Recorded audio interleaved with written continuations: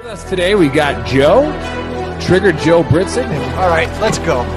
To try to get a matchup with Ngannou. Goes the roof. Francis Ngannou. Well, this is just a fist. When I start throwing it around, I can leave one hell of a mess. Let's dance. Multiple occasions. Wow, it looks like they're going to swing to the very end. And he wasn't kidding. Wow. It's very rare. What a finish. Another one. It really poses the question, what do you want to do? Do you want to take a chance and risk getting knocked out? Oh, my God.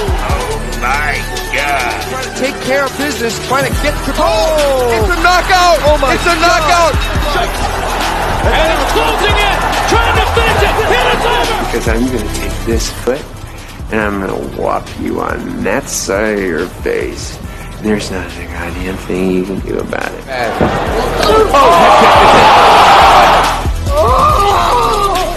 Buck is brought to you by Modelo. I killed it.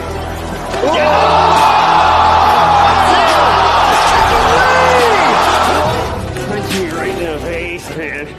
And we have a new nickname. Okay, we have William Send It 7 Pearson. All right, other than that, we used to call him Willie Pete. We used to call him the Mad Russian. For his opponent to be quicker on the tangent.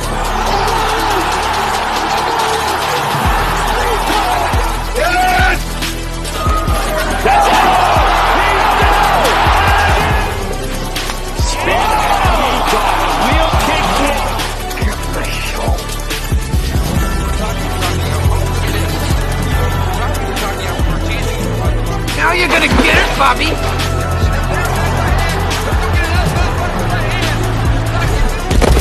I think you've had enough.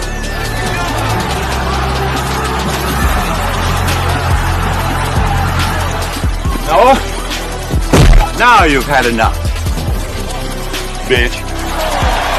Wow. How good is this? Finish him!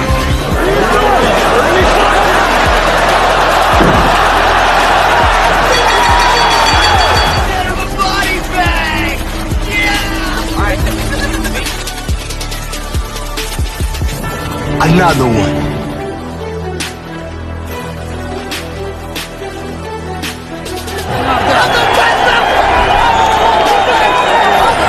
Everybody gets triggered. It's just if you become a pansy. That's in the Book of Brawl. I'm not surprised, motherfuckers. You called down the thunder, well now you got it. Gotta be very careful.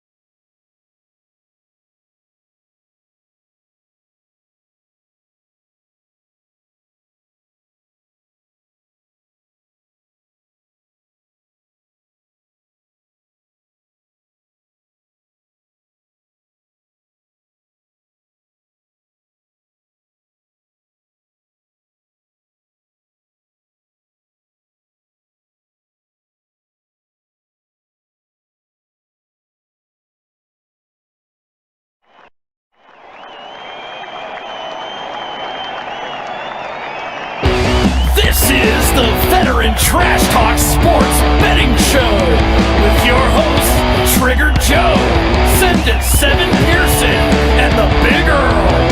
UFC, NFL, if it's on, we're betting on it.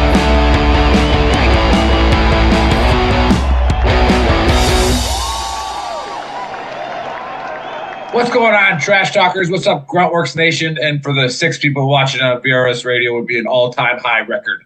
All right, so just kidding, George. But hey, as you can see, all right, we got a guest host on because Joe had to step out for a little bit. And Joe, hope everybody's doing okay at the house. They got a little stomach bug there, but George from VRS Radio is on with us, and he's been on before. And he's a skilled picker. Apparently, he wrestled somewhere. I think it was like Moorhead State or something. Not quite sure. some school in Ohio, but Moorhead sounds about right. Kind of fits his profile. But anyways, thanks for coming out on your Friday night with us to come pick UFC fights. So we got George, like I said, and the champ, Bill, Send It 7 Pearson. What's going on, guys? What's new? No, just super busy week. Glad to finally get to the weekend and ready to redeem myself because last week took some L's. Yeah, but we were due for one of those weekends, so it's okay. Yeah, we're like you say, that's about, why Vegas has big villains. Yeah, we're averaging about every 3 weeks we have a bombing lately. So, yeah. But George, what's good, man? Give us a good word about VRS. What's happening? Well, we've got some. We're going to start doing some more shows with a little bit of non-veterans. We got Pat Miletich from the UFC is going to start broadcasting on there, and we are bringing on a couple other shows that are a little bit more towards coaching, and hopefully, we start getting reach again. So, like you said, it's every few years people quit and move on, and they go do something else. Yeah, for sure. Well, those of you watching, I just tagged Vet Radio Syndicate into the chat, so go click on it and follow it. Again, support everything veteran that you can, and the best way you can support us is press like, press share, and then press follow. All right, that is the best thing you can do. And then obviously, at any time during the show, you can go to shop.veterantrashtalk.com or gruntworksclothing.com, put in the code VTTGW, get yourself a discount on some swag. All right, and then a big shout out to our best sponsor of all time, which is 10th Mountain Whiskey, because they helped the Big Earl with his picks. All right, now, the format, if you haven't watched this show before, all right, the Big Earl, me, I give the picks. All right, I don't know what I'm talking about. All right, I pick based on their name, their jawline, and a lot of times their weight. All right, so if I have a good day, that means we lost money. All right, so that's why but pay attention to the experts here and pay attention all the way through the show, because at the end of the show, all right, Bill's going to give you his locks and his parlays. And I also have Trigger Joe's parlay as well that I can share with you at the end of the show. So make sure you stick around to the end. Let's get before we start the picks. Does anybody want to talk about the best rope-a-dope that I've ever seen last week with Israel Adesanya? Right, where he took that leg kick and pretended like it hurt him and started hobbling back to the cage, went back to the cage and just came unglued on dude's face. Like, it was freaking beautiful. Because, was I wrong to see it that way? Because you could tell that I already forgot his name because he lost. But he, you saw him kind of drop his hands like, oh, I got him again. I'm going to mess him up. And then whack. So, Bill, what did say you on that? Yeah, there's a reason why Adesanya is one of the greatest to ever do it, right? It's the reason why he's held the belt so long. He's owned that division for so long. And that L he took is probably the best loss he ever took. Sometimes you need that L to kind of go back to the drawing board. He's got a phenomenal gym that he fights for. So I'm sure they sat down and watched tape for hours upon hours to see what happens. And that I do believe he probably did set that up. And that right was just vicious. It was right on the button, which is, I'm sure George will say too, is what Adesanya is known for. He's just a precise striker. He's not a guy who throws punches and bunches. He's not that guy that just throws these hard haymakers like Pereira does. He's just precise. And he set that up, teed it up perfectly. I didn't think that was going to happen, but hell, that's why I took an L that night. Hey, hats off to, one of the greatest to ever do it. But my problem with that division and the one below it is everyone right now is running from Khamzat Chimaev. And I just wish somebody would stop running from that dude and just start taking those fights. But I do think Pereira and him are finally going to fight now, but we shall see. Nice. George, did you watch the fight? I did. I like Israel. He's a good dude. Yeah, do you think it was a setup with the faking the limp and then going to the cage? Well, no, I maybe, but Alex is because he did a kip up right after that. Alex is I got to tell you this. Alex is a very aggressive fighter, and you know what? And when you have people coming after you, all it takes is one clean shot and one clean move. It kind of reminded me of the Chris Weidman fight. Yeah. It just reminded me of that. And so I got to tell you, I think it's, right now the UFC is doing the best in the last 6 months. Now the COVID is over. I think a lot of the matchmaking. Is it though? Okay. All right. Stay on top. Listen, Earth is flat. I got to give Dana credit for this. The matchmaking he's got on. A lot of the fights are very entertaining. You can't say that any of the cards in the last 6 months have been boring cards. They have been doing a phenomenal job at matchups this year. I will second that. Nice. All right. Well, hey, let's get after this. All right, let's get to the picks. All right. Now, the first one is a lightweight fight, and we got my man Clay Guida at 38-19 going against Rafa Garcia coming in at 15-3. Now, I put a lot of thought in this one. All right, and if there's a disqualification bet, do it. All right, because I'm going to call a DQ because Guida's going to headbutt the guy and knock him out.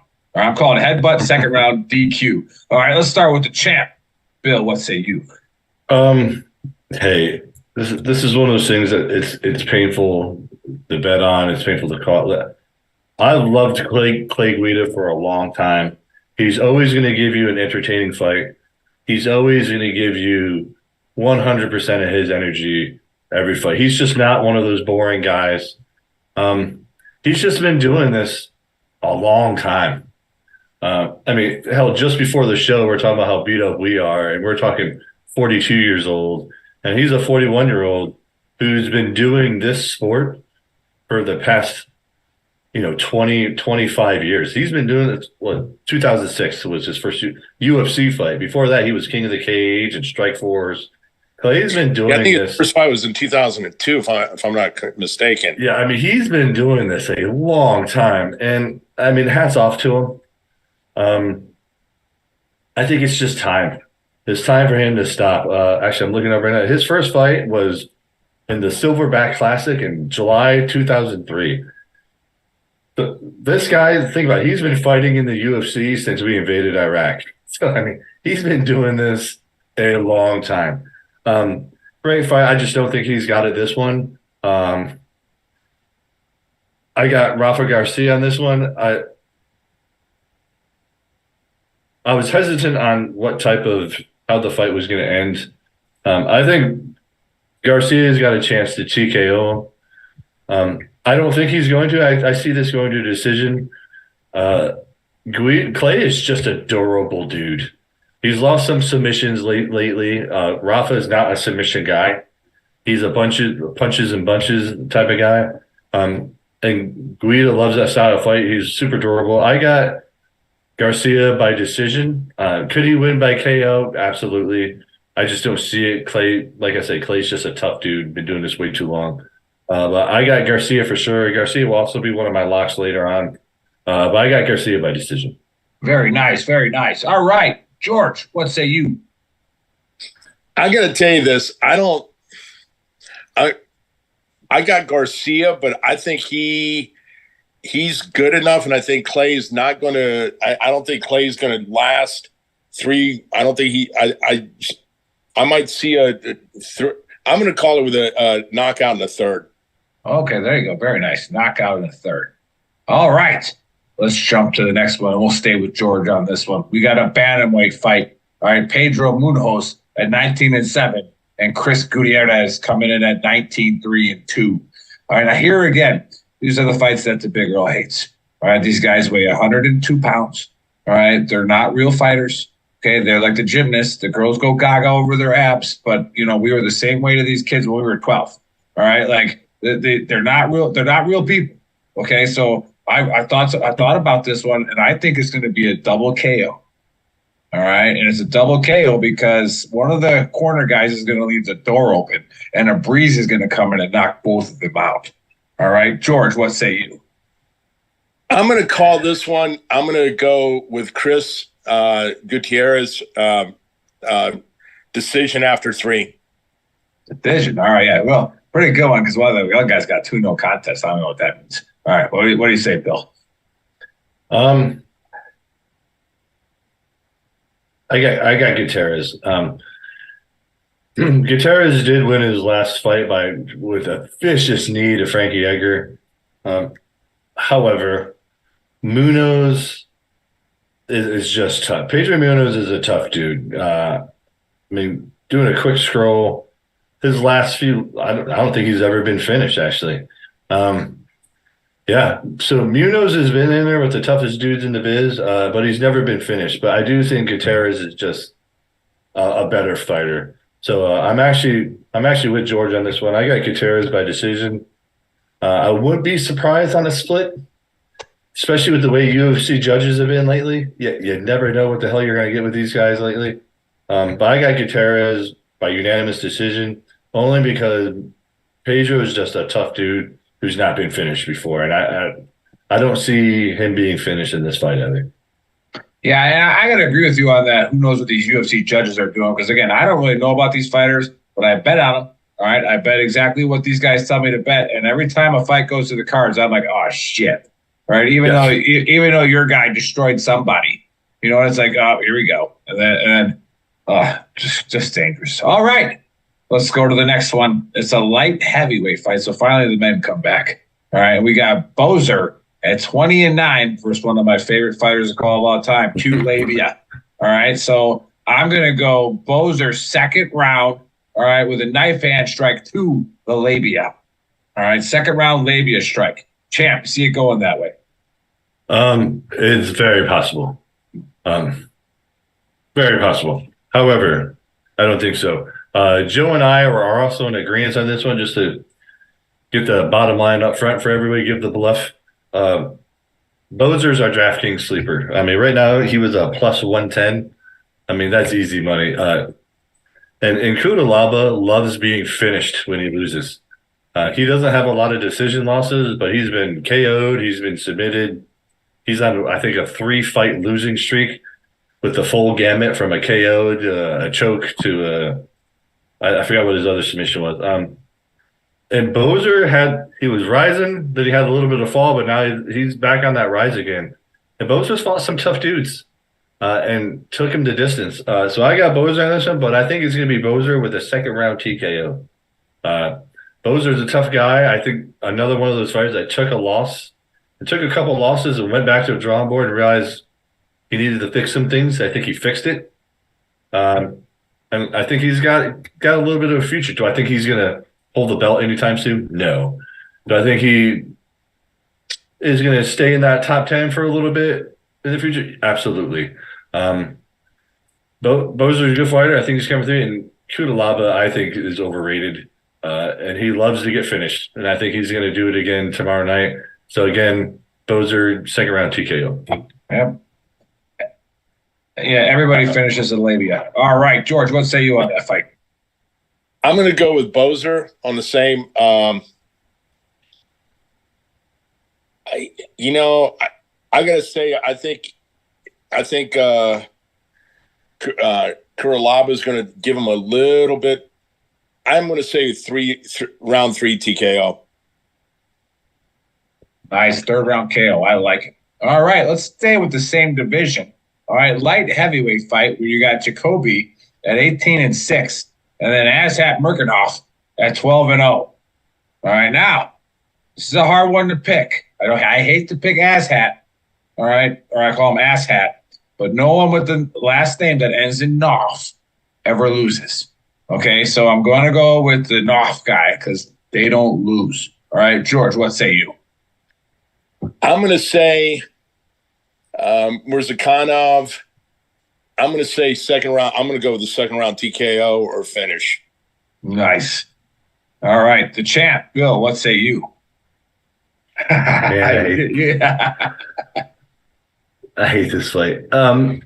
Here's why I hate this fight. For the watchers, Joe had originally had Jacoby as a lock. I told him he is definitely not a lock. Then Joe realized he didn't even know who the hell he was talking about. Which, Joe, if you're watching, it makes me question your research on these fights. Yeah, well, maybe that's why we lost last week. Picked a bunch of the wrong fighters. Here's the thing. So I've been watching Mirazakhanov since he fought on the Contender Series. Mirazakhan's another one of those dudes who just throws bombs. And if he connects, he's got that sleeping power. And then he won his last fight. I think it was like a flying knee KO. The man is vicious. He's definitely an up-and-comer. However, Jacoby has been on a really long winning streak, and I do agree with Joe. That last split decision was bullshit. Going back to what we were talking about with these judges, and I don't think Jacoby has been finished by TKO in almost a decade. He's got a chin. But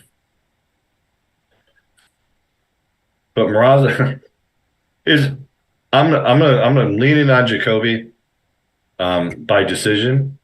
I think he can outlast Mirazakhanov, but I'm telling you, he is not a lock. I will not put this in a parlay because Mirazakhanov 100% has knockout power and can sleep anybody. So my advice, I know Joe's put it in a parlay. Joe wanted Jacoby to be a lock. I disagree with that.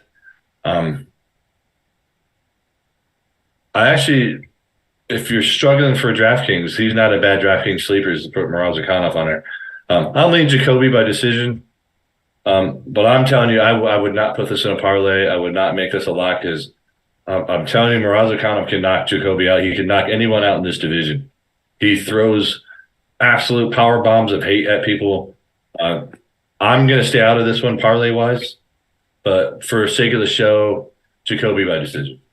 All right. Brian's checked in from Southern Appalachia. How's it going out there? How's the weather? It's probably pretty freaking beautiful there right now. But, hey, glad to have you on, Brian. He's a big contributor to VTT Official and commenting and posting on there. Before we get to Ray, real quick on Gruntworks, Jamie Patton said, wow, I haven't seen this many shirtless men since I left MCRD San Diego. Nice. Probably true. So you're saying all Marines are gay? Yes. Tell him. He goes. Tell him. Hey, San Diego Marines think Olive Garden's real Italian food. Yeah, I heard that actually. Yeah, it does. They got linguine there, but I actually heard the Greeks created Italian food. Yeah, they did actually. Yeah.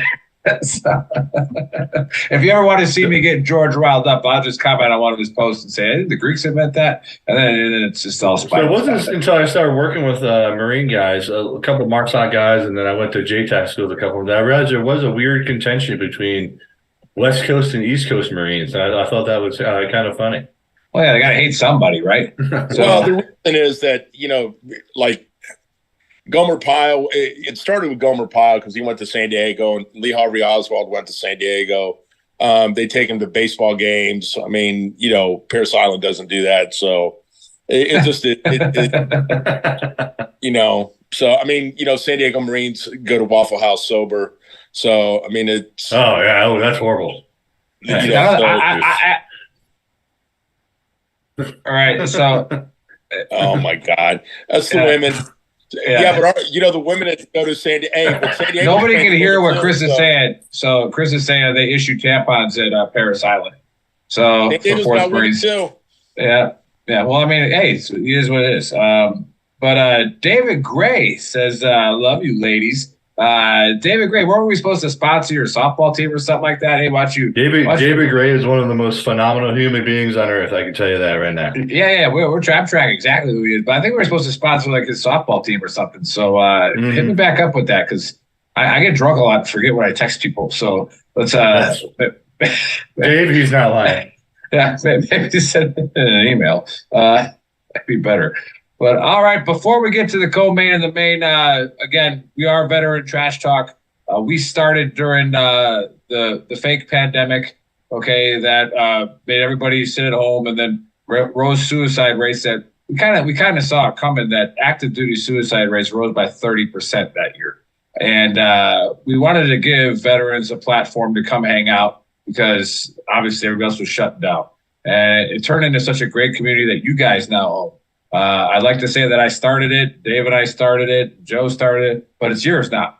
And we got tremendous moderators, VTT official. Shout out to the crew there. And again, we are here to support each other, promote each other. That's why we kind of keep all the politics out of it. We definitely don't want any sexual posts on. And it's just, again, if you have something to share, something to promote, we'll do it. And if you're hiring veterans, we'll promote it. We'll do anything that we can. All right. Now, we're not psychologists. All right. We're not here to treat people. All right. However, the community is big enough now that we can get you someplace. And we've had about 60 nonprofits on the show on Saturdays, and we can get you to the right place. But, okay, we also have stores because we actually want to make hard stand veteran trash talk hangouts. So you guys need to buy a shirt so we can do that. So go to shop.veterantrashtalk.com and or gruntworksclothing.com because we also own Gruntworks. And that one, if you want to get a little political, you can go on that one. People don't really care about that one. But anyways, that's what we got. Let's see here. Let's see what Jeremiah Campbell said. You guys say that about everyone that uses your proper nouns. Oh, maybe. All right, whatever. And then we'll give a shout out to our Ultimate Sacrifice Foundation is partnered with Gold Star Teen Adventures as well. They're good friends, and we always let Bill champion. I think we raised on Joe and I's birthday. I think we got about $1,600 for him. So that was pretty solid. All right, let's get back into it. The co-main is a featherweight fight, and we got Barbosa at 22-11 versus Quarantillo at 17-4. Now I'm going to go Barbosa here by spinning crescent kick followed by a hammer punch knockout in the second round. All right, Bill, what say you? No. What? It's possible. Joe and I agree on this one as well. Barbosa has been one of the top fighter for a long time, but he's on that down slope. It's actually not a lot of people know. I guess if you're a longtime fan of UFC, Barbosa, his kick to oh my God, I'm brave right now. His kick to Mike's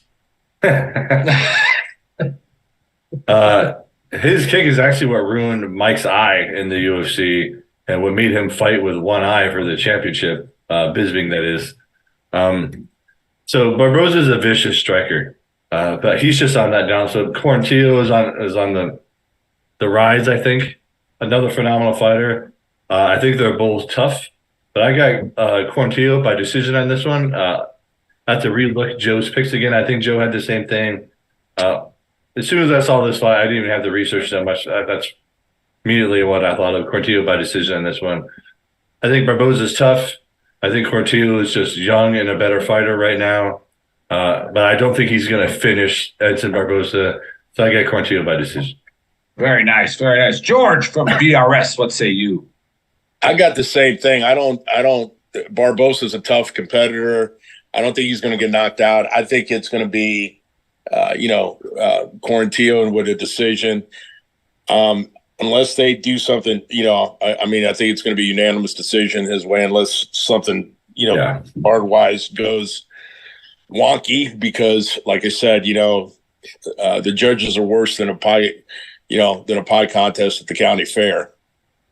There you have it. Okay, let's go to the main event. And we got my man, Max Holloway, the only UFC fighter I've ever met. All right, 23-7. I think he was like 21-2 when I met him. So versus Allen, 19-1. All right, Max is from Hawaii, so he's coming with the hukulakahiki. Come on, you want to lay his ass out. All right, but he's gonna beat his ass. Max is gonna win by decision. All right, George, what say you? This is a tough fight because I know Max. Man, this is a tough fight for me. I think I'm going to go with Allen as a decision third round. I mean, I don't see it ending. I don't see Max beating him. I think it's going to be a good fight. I think it's going to be a long fight, but I got to go with. I'm going to go with Allen in a decision. Yeah, this would be a 5-round fight, right, for the main event? Are they doing 3? Yeah, 5. That's gonna be. I think I've actually seen. I remember both of these guys fight, so it might be a pretty good one to watch. Bill, what say you? I think this absolutely is probably going to be fight of the night. I'm with George on this. Is a really tough one to pick. Allen is on an absolute tear right now. But I think Holloway knows this is probably make or break for him. If he really wants to keep making a run for the belt. And at the same time, Holloway was kind of stuck in what I call that Robert Whittaker curse, where I think if Adesanya wasn't in that weight class, Robert Whittaker would 100% be the champion of that division. The same thing is with Max Holloway. Max Holloway's boxing is just unreal. And his cardio to match with that pace that he could put on with that boxing is insane. But he's stuck in a division with Alexander Volkanovski, who is a freak of nature athlete. Isn't that the guy that went up? Didn't Volkanovski go up in a weight class and almost win? Yeah.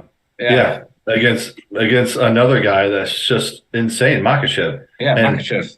I think they fight again. I think Volkanovski wins, to be honest with you. Man. But Volkanovski is just an animal in this weight class. And here's the other thing. Volkanovski's almost finished everybody except Max Holloway, who's took him to 3 decisions. I'm going with Holloway on this one. I got Holloway by decision. However, George is not that far off. Yeah, George is not off. Allen could absolutely win this fight. Allen is tough. He's an up-and-comer. I think this is one of those fights where Holloway is going to be Allen's best loss, where he's going to learn the most from this fight, because now he's going to fight a guy with Holloway's boxing skill and pace that I don't think he's fought yet.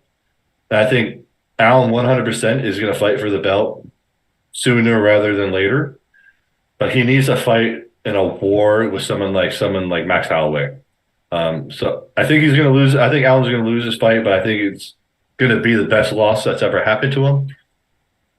But again, I got Max Holloway by decision. All right. Hey, before we get to the locks and parlays from the guys on the screen, I'm going to give you VTT's Trigger Joe. All right. He sent us his locks and his parlays. His locks are Bill Algeo. I'm guessing that's on the undercard. And Garcia. I think he means the first fight of the main card, right? Or is there a different Garcia? Okay. That's good. And then he had Jacoby as a lock, but he didn't know who Jacoby was fighting. So he said, scratch Jacoby as a lock. All right. Same sleeper that the DraftKings sleeper. Remember, DraftKings, guys, is where you get like a salary cap and you can buy fighters. Okay. When you're betting that way. So there's always a fighter that these guys will tell you that doesn't cost a lot that is going to get you some points. And I think Joe went on like a 6 weeks in a row where his DraftKings sleeper won the fight. And it was like, so if you picked that DraftKings sleeper, you probably had a pretty good freaking day. So he goes Tanner Bozer. And his parlay is Cummings, Algeo, Gutierrez, Garcia, Jacoby, Conatillo, and Max Holloway. Ooh, he's putting that one in the parlay. Okay, before we get to the champ, George, you have any? If you were going to give any betting advice, who would be your locks on this card? And then who'd be your parlays if you wanted to give that? I got to tell you, the lock that I would probably pick is on the undercard, and that's Zellhuber over Venata. And in the main card, as a lock, I would probably go with Murzakanov. Muzakhanov. I like that because anybody named Moss doesn't lose. All right. Okay. Let's go to the champ. Give us your locks, your parlays, and your DraftKings sleeper. Okay. Again, heard me say it earlier. I know Joe wanted to put a point on it, but I don't like putting points on stuff where we're not both on the show. Joe, you're underestimating Murzakanov. And I agree. I still think Jacoby's going to win this fight. But I would not make that a lock because Murzakanov. No, Joe canceled the lock. Vicious striker. However, DraftKings sleeper, 100% Tanner Bozer.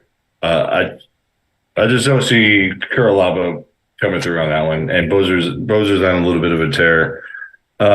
My locks are Garcia, just like Joe, and I got weird locks, not on wins, but on the over, which is Jillian Robertson. She's fighting.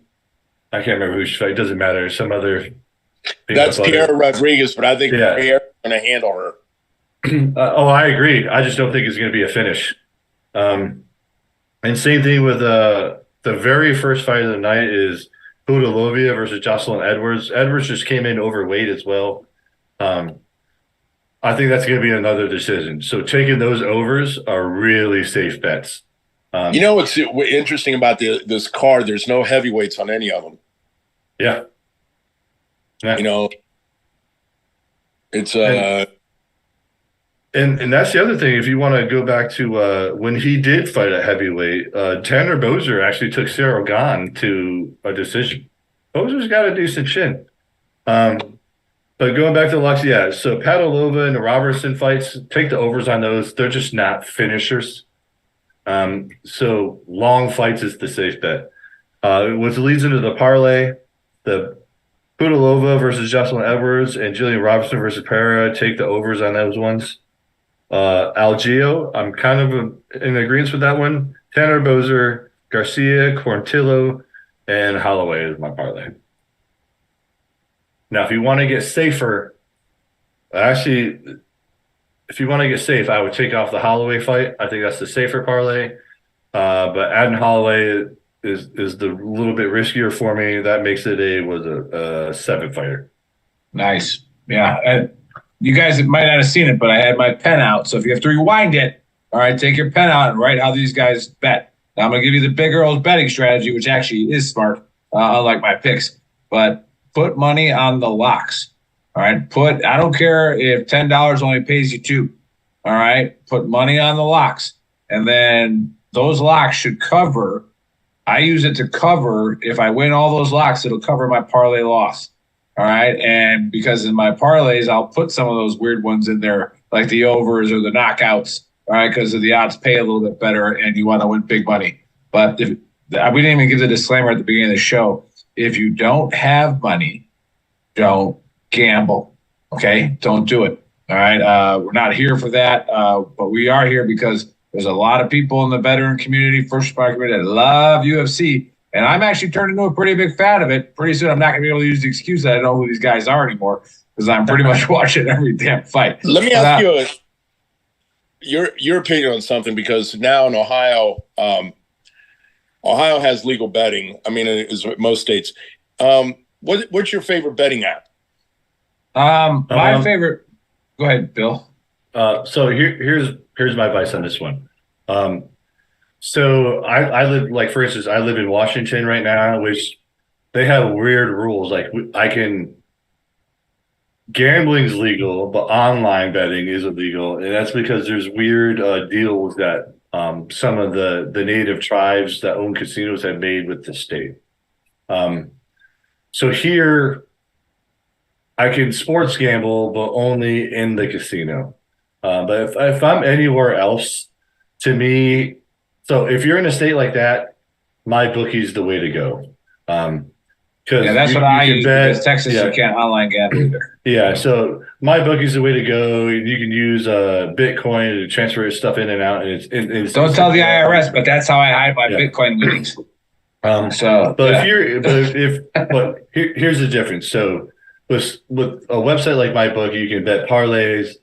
And they get a little bit weirder with how you can do your parlays, which kind of ruins the odds a little bit. But if you're in a state that allows sports gambling and allows online gambling, FanDuel is the way to go. FanDuel's the top. They give you payouts before your bet's over. And that's what I was going to hit. It is because, one, they allow you to do wacky parlays, so you can add them and make them longer. And what FanDuel does, if you're hitting your parlay as it goes, they'll offer you buyouts. Like, hey, so say I do an 8-fight parlay, and I'm on fight 6, and I'm hitting all of them. But now I'm getting to my risky 2. They'll offer you a buyout. Like, hey, if you hold your parlay and you hit, we'll say $1,000 just to make round numbers. Right. But if you take the buyout right now at Fight 6, we'll give you a $750. And that's how you really make your money with FanDuel is you just start taking the buyouts. And that's what I would do with I would do like basketball and hockey parlays with FanDuel when I go visit my in-laws in Tennessee, and then just take those buyouts. Yeah, take the buyouts and bet that on the main fight. Yes. Yes. So if you're in a state that allows it, FanDuel is absolutely the best one. We should take FanDuel because we're giving them a lot of heat right now. Yeah, that's true. But FanDuel, looking for a sponsor. Yeah. I think that's screwed up. But yeah, we have a great. George, did I answer your question, or do you guys? No.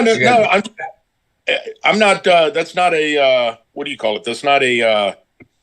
I'm not debating that. I just a little insight on it. I think FanDuel's good. I said there's so many of them are coming out right now that it's DraftKings, the MGM.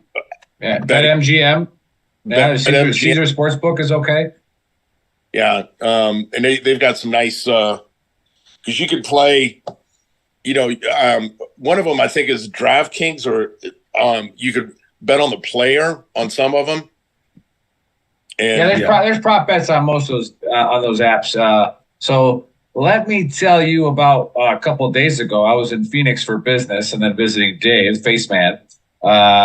The Brewers happened to be in town, so I go to the Brewers versus Diamondbacks, and I'm like, oh shit, they have a sports book in here, and I'm like, that's not good for me. Because what do? I go right to the ATM. I'm like, I'm betting all kinds of shit. All right, so I bet that the Brewers will win by 2 or more, and then I bet that Rowdy Tellez would hit a home run, and then I bet that the under of 8.5.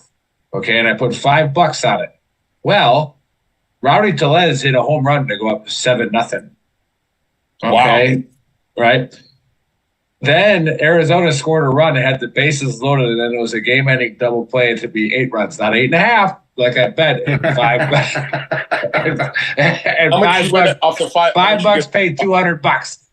That was freaking nice. And then I bet a hundo on the Brewers straight up, won that one, and then I bet another parlay, which the Doyhers they cost me. Okay, how do you lose to the Giants? The Doyhers, all right, you cost me a 4-teamer. But then of course this is why it's dangerous to gamble, because I should have just left the stadium and went home with my winnings, but there's a sports book there. So I walked right back in there, got a couple of drinks, started throwing some NBA bets down, and whatever. It is what it is. But, Hey, Nick, I got another comment on Gruntworks. Yeah. So I kind of love this comment. So Dave Camden asked, let's hear the fuckery about Nate Diaz's upcoming fight with that dipshit YouTuber. Here's my thoughts on that. I think it's going to be a good one. Again, I love Nate Diaz. He was a pioneer of the UFC. Do I think he's a better fighter than that YouTube piece of shit? I don't even want to say his name. Absolutely. Do I think this is a quick, easy, multi-million-dollar payday for Diaz? Absolutely. I think Diaz is at that point in his career where he doesn't even give a shit about taking an L or a paid dive or whatever it is. He knows he can go in, fight this jackass, get $3 million, and go home. Now, if it were in any other place, if it was a real boxing ring that was actually sanctioned by real promoters, not this YouTube bullshit, Diaz wins. If it was in a cage, Diaz definitely wins. If it was in a parking lot, it might be Diaz by homicide. But right. Or Diaz and his whole crew by homicide. Yeah. Yes. But is it fuckery? Absolutely. Is it a quick but you know what, though, $1 million? My question to you is, why are people so drawn to watching, because he's already a sensation. He already has 30 million followers. Yeah. More people want to watch him do this than wanted to watch like a Tyson fight. Well, so the people watching him are 17 to 25. Yeah. And actually, I don't get it, man. I'm I don't either. No, I've never bought one of those fights. I never will. I don't care. Like, nope, not gonna do it. But again, we're the millennials / the Generation Xers that we're not the Gen Zs that love this guy. So it is what it is. Like, have fun, boys, watching him fight, or girls, or whatever, doesn't matter. But hey, I always give Paul credit. He's taken all that money he's made. He's bought himself a gym. He's worked his fucking ass off, right? And he took a professional boxer all the way, right? And the last fight, that was a professional boxer he took all the way. Right. And it was close. So he's getting better, right? It's not like he's just sitting there collecting the money and just, not putting up a show. He does put up a show. And then, yeah, it's not fun watching him knock out like, what's that guy's name? Like the 140-pound fighter. Like, I forget who it was, but knocked his ass out. Like, if he wants people to take him seriously, he's got to start fighting in legitimate organizations and fighting legitimate fighters. But if for what he's doing, do I think he can fight the average guy? Absolutely. Like, he's legitimate fighter, right? Now, am I knocking him? Fuck no. This dude's making millions. He has found a way to market himself, and he's marketing the shit out of himself, and hats off to him. Absolutely hats off to him. Now, do I think he could go to like the WBO or WBC and hang with any of those top 10 guys? No, he'd get fucking wrecked. Yeah. But hey, if I could continue to make $10 million fighting tomato cans that are 43 years old, hey, I'm going to do it. Tomato cans, I love it. So, yeah. But all right, hey. We got a big show coming up tomorrow, and a lot of you have already responded. So remember, 1700 Eastern Time is the Veteran Trash Talk Hour. That's our signature show. And we got an awesome guest coming on who started the next18.org. And it's for first responders and veterans, and he's a 173rd veteran. And you just go golfing, and you hang out with the boys. Or the girls, doesn't matter. All right, if you're a girl golfer. But I'm telling you right now, Bill knows this. I love golf. He loves golf. If you ever want to hang out with the boys and shoot the shit, golf's one of the best things to do with that. So I'm really excited to promote the next18.org. They do a lot of cool stuff and take veterans to really cool golf courses that you usually have to make about $500,000 a year to play at. So it's really nice that he's done that, and we can't wait to promote him. So check out the Veteran Trash Talk Hour live, 1700 Eastern Time tomorrow on the same channel you're watching it now. All right, Bill. All right, close this out with a little plug to the Gold Star Teen Adventures. Again, I'm going to plug two organizations here. First and foremost, the flagship program I love promoting is goldstarteenadventures.org, flagship out of Fayetteville, North Carolina. Phenomenal organization. It takes all our Gold Star kids. Again, you've heard me say it 1,000 times. We always, Memorial Day is coming up, we're going to see all the RIPs and Till Valhallas, but everyone forgets to think about the kids and the families left behind. Gold Star Teen Adventures is that organization that reminds these kids they are not forgotten. They bring them together every year. They take them on scuba trips, scuba certification, hunting trips, mountain climbing, anything you can possibly think of. They bring all these kids together, remind them they're not alone, they're not forgotten, and they follow them all the way up from 14 all the way up through college. Phenomenal organization. Then another organization that I've gotten involved with here at JBLM, they got another spot opening up at Bragg and Campbell, I believe it is.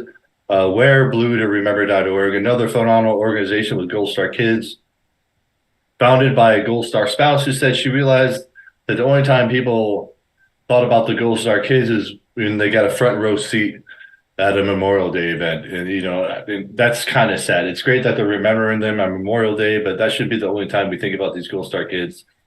So what they do is they bring these kids together. They find mentors that follow them every Saturday, and we teach them. Not teach them. We mentor them, and we train them to run a 5K all the way up to Memorial Day. We run a big 5K Memorial, like here at JBLM, on Memorial Day. We actually fly them in on a helicopter, land them, then we all start this big run. And then the weekend after that, we go on a big hike. And it's really just to let these kids know that we haven't forgotten about them either. And just to hang out with us every Saturday, throw football around, go on a run. Just remind these kids they're not forgotten and we still care about them. WearBlueToRemember.org. WearBlueToRemember.org. All right, I'm not going to give you the last word, Bill. I lied. George, tell us a little bit about Bet Radio Syndicate and how people go follow you.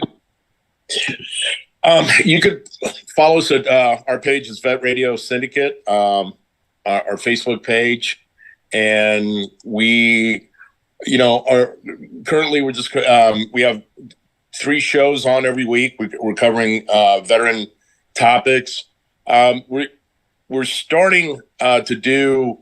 We're going to start doing some coaching platforms that we used from Ohio State to help the Ohio State University. But we're going to start teaching. As you were. Yes, we're going to start teaching some kinesiology movements to help veterans with certain movements that will help the veterans recover. More so, also how to address certain areas. One of the things that there's a program we've developed at Westside, which is it's dynamic fit.